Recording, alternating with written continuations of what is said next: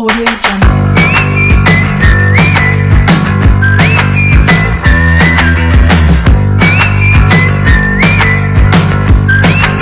Audio Jungle.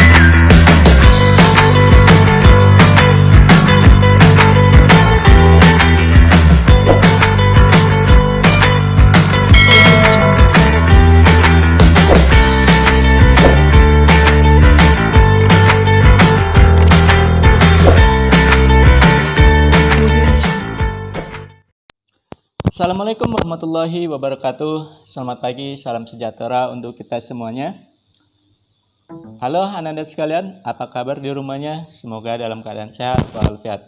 Baiklah Ananda, pada kesempatan kali ini kita kembali belajar di mata pelajaran fisika peminatan.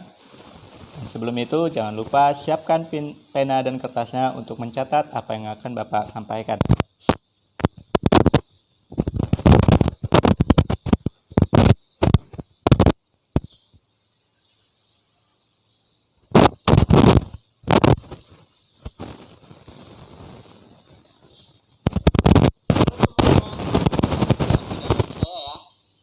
Halo semuanya, salam kenal dari saya ya.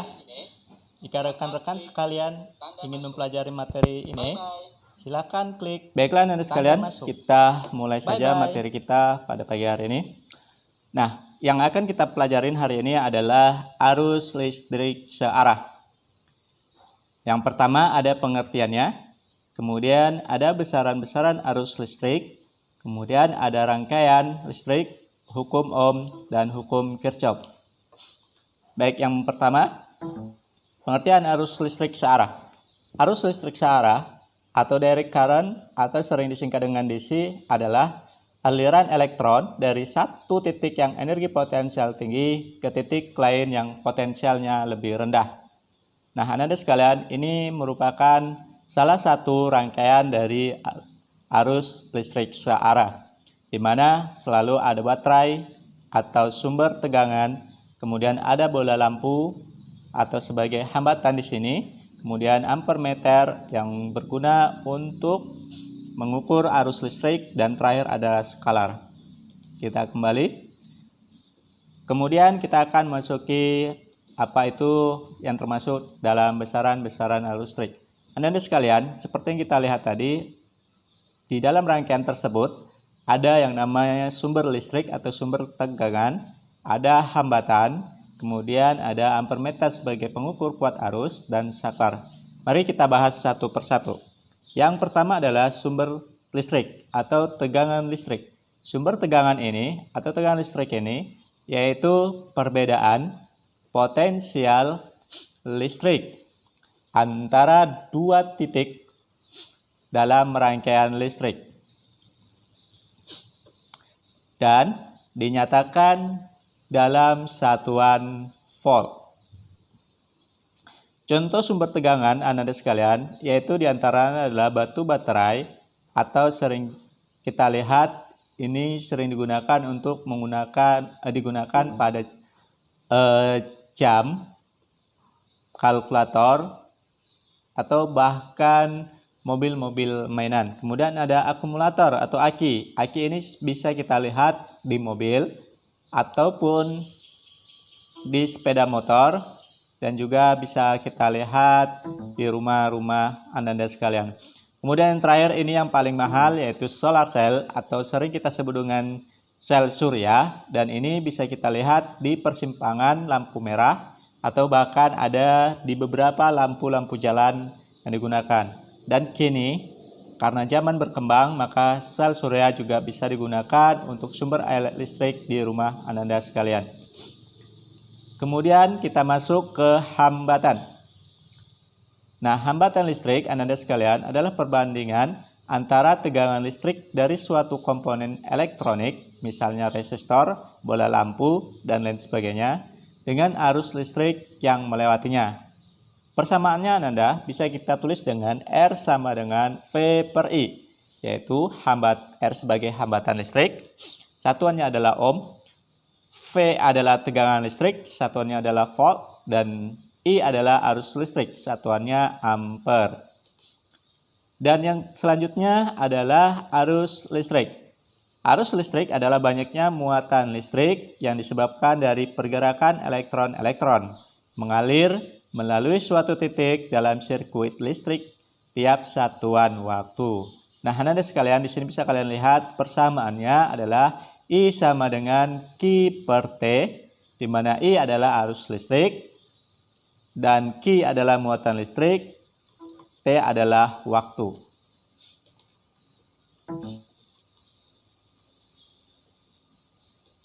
Nah, itulah Ananda tentang besaran-besaran arus listrik. Sekarang kita lanjut ke materi yang ketiga adalah rangkaian listrik. Pada kehidupan sehari-hari, Ananda bisa melihat beberapa rangkaian listrik, yaitu di antara rangkaian seri, rangkaian paralel, dan rangkaian gabungan. Rangkaian seri yaitu rangkaian listrik yang komponennya disusun secara berderet hanya melalui satu jalur listrik. Contohnya seperti ini, ada sumber listriknya, kemudian ada lampu satu dan lampu kedua.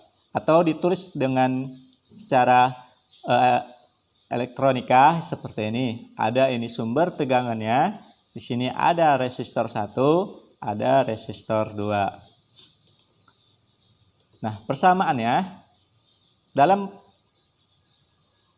rangkaian seri akan dituliskan arus listrik totalnya adalah I1 sama dengan I2 sama dengan I3. Berapapun arus listriknya di titik manapun selalu sama. Makanya I totalnya sama dengan I1 sama dengan I2 sama dengan I3 dan seterusnya.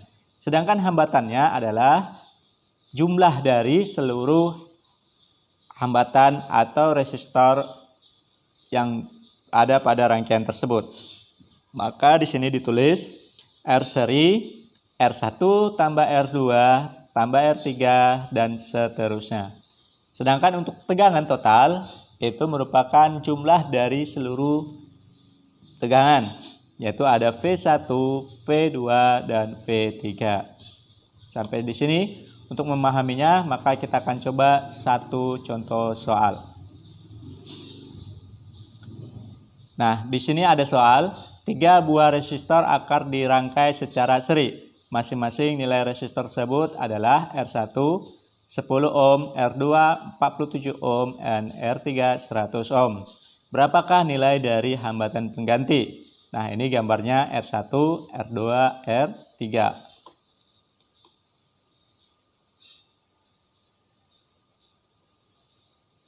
Gambar dari rangkaiannya, diketahui bahwa R1 sama dengan 10 ohm, R2 47 ohm, dan R3 100 ohm.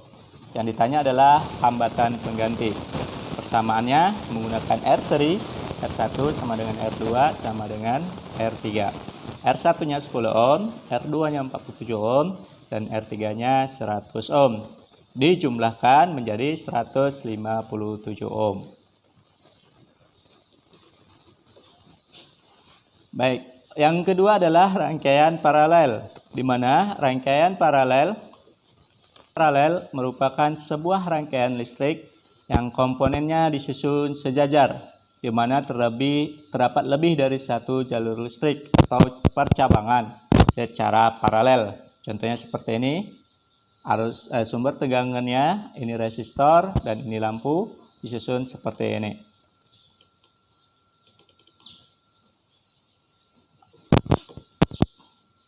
Oke, kita lanjutkan contoh persamaannya. Ini persamaan dari paralel. Yang pertama, arus listrik total kebalikannya dari seri. I totalnya ditambahkan I1 tambah I2 dan seterusnya.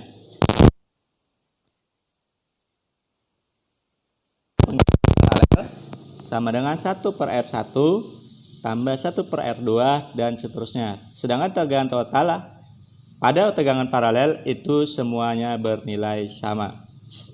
Kita contoh soal.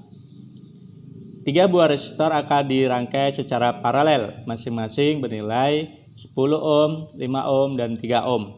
Berapakah nilai dari hambatan pengganti rangkaian tersebut? Kita lihat pembahasannya. Nah, ini tadi R1 10, R2 5, R3 20. Dengan menggunakan persamaan ini, maka kita masukkan 10 ohm, 5 ohm, dan 20 ohm. Kita samakan penyebutnya agar bisa kita jumlahkan. Jadi 10 dengan 20 adalah 2. 20 dibagi 2 sama dengan 10. Ini 20 hilang nolnya. Bagi 4 sama dengan 5. 20 dibagi 1 tetap 1. Jadi yang di atas kita jumlahkan. 2 ditambah 4 ditambah 1 sama dengan 7. Jadi 7 per 20. Nah, sehingga R paralel bisa kita tulis menjadi 20 per 7. Kita sederhanakan menjadi 2,86 ohm. Nah, yang terakhir adalah rangkaian gabungan. Rangkaian gabungan merupakan gabungan antara rangkaian listrik yang disusun seri maupun secara paralel secara bersamaan. Contohnya seperti ini. Contoh soal. 3 buah resistor akan dirangkai secara paralel dan seri, masing-masing 10 ohm, 47 ohm, dan 100 ohm. Ini kelebihan nolnya. Pembahasannya kita lihat di gambar 110, 47, dan 100. Yang kita lakukan adalah persamaan yang seri ini. Maka kita selesaikan dulu yang seri. R1 tambah R2 tambah R3 menjadi 57 ohm. Kemudian seri ini akan kita paralelkan terhadap R3 menjadi R seri ditambah R3. 57 ohm tambah 100. Nah, ini kita samakan penyebutnya menjadi 5700. Kita kalikan saja biar supaya mudah. Yang di atas kita jumlahkan menjadi 157. Nah, ini jadi R paralelnya 5700 dibagi 157 menjadi 36,3 ohm. Baik, kita lanjut ke hukum Ohm. Hukum Ohm merupakan kuat arus dalam suatu rangkaian berbanding lurus dengan tegangan pada ujung-ujung rangkaian dan berbanding terbalik dengan hambatan.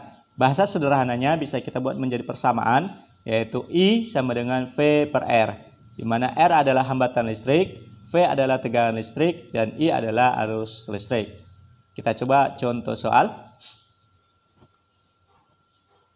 Diketahui nilai tegangan suatu rangkaian sebesar 24 volt. Nilai arus yang terbaca pada ampermeter sebesar 10 mm. Nah, kita buat dulu diketahuinya. Tegangan listrik 24 volt. Arus listriknya 1 mA atau sama dengan 0,01 ampere. Yang ditanya adalah hambatan listrik. Penyelesaiannya dengan menggunakan persamaan yang telah kita ketahui atau kita tuliskan menjadi R sama dengan V per I. V-nya 24 volt, I-nya 0,01 ampere, sehingga 24 dibagi 0,01 menjadi 2400. Maka besar hambatan listrik ohm tersebut adalah 2400 ohm. Nah, ini Ananda bisa kerjakan nanti di rumah. Latihan soalnya. Hukum Kirchhoff. Hukum Kirchhoff merupakan dua persamaan yang berhubungan dengan arus dan beda potensial. Umumnya dikenal dengan tegangan dalam rangkaian. Nah, ini akan kita lanjutkan lagi pada pertemuan berikutnya tentang hukum Kirchhoff 1 dan hukum Kirchhoff 2. Demikianlah Ananda sekalian materi kita pada kesempatan kali ini. Semoga Ananda bisa mengikutinya perlahan-lahan, dan jika terlalu cepat silakan Ananda sekalian untuk berkunjung di blog Bapak seperti biasanya, dan boleh bertanya langsung ke grup WA. Bapak akhiri, assalamualaikum warahmatullahi wabarakatuh.